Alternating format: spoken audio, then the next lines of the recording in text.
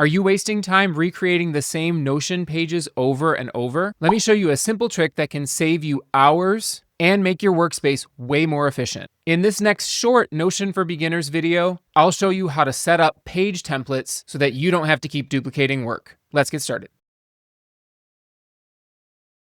Alrighty, we're here in my Notion for Beginners workspace, and you can get this and all the documents that are in here by going to queerefficiency.com/beginner. So the first thing I'm going to do is duplicate the existing houseplant tracker. So this way you'll be able to match the version to the video. So every video will have its own updated version of houseplant tracker. So what I'm going to do, we're going to update this to 1.0.1, change this to page templates, and then I'll plug in the YouTube URL when it's live, and we'll also delete that. Great, so now this will be here and we're gonna edit from this. All right, this is where we left off in the first part of the series, the long video that went over all the basics.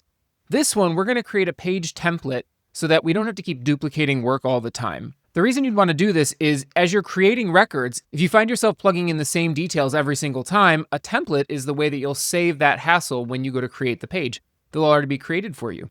Now, I will say, in the houseplant tracker, we don't need to pre-populate a whole lot of stuff, so there's only a couple things that we'll set, but you'll be able to see how powerful this is and how easy it is to extend. So let's just create a new record right now, and you'll see what happens. So we're going to call this test record. Now, the one thing I can see here that I want to have happen is this icon doesn't line up. I want that to be the same across all my plants, so that's what we're going to use our page template for. If you come over here, choose little drop-down, there's an option here for new template. You'll click on that. And the important thing here is this yellow bar at the top. This blue bar is saying that I've shared this page publicly because its parent is shared publicly. So that may not be there if you haven't done that on your document, but the yellow one is the important one.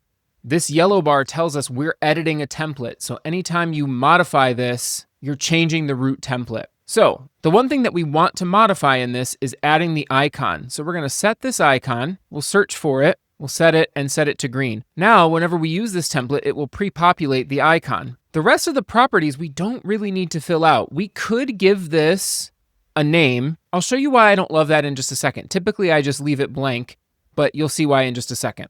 So we have the icon and new plant, and the rest of this will stay the same. We could change the status to buy, but I don't think that makes much sense. I think most of the time when you create a new record will probably be something that you already have growing. The rest of these we'll need to modify individually on a plant-by-plant basis. So we can click off of here now, and I'm going to show you something. It's not going to work. I'll show you why. I'm going to create a new record, and what was expected, theoretically expected, the icon to show properly didn't work. Why is that? What we need to do is come back here, and you'll see now that there's an empty option, and we want to change the default to the one we just created, and we can choose all views or only table view, the view that we're on right now. Typically, I say for all views. So what I can do is I can choose new page, and you'll see it pre-populated with new plant and the plant icon that we set.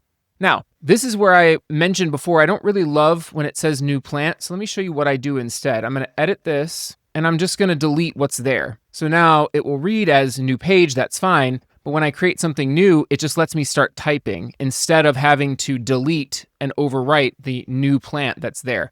I find that to be a little easier, but if you have multiple templates, you'll want to be careful of that, and you'll probably want to name them accordingly. But if you just have the one, you just want to set the default as you create a new record, I would leave the title blank so you can just start typing. It avoids a couple extra clicks. So what I'm going to do is delete these records, and then I'm going to show you one more thing. I wish Notion would fix this, but it's not exactly right just yet. So I'm going to paste in a few new plants, and what I can do is drag those into the database.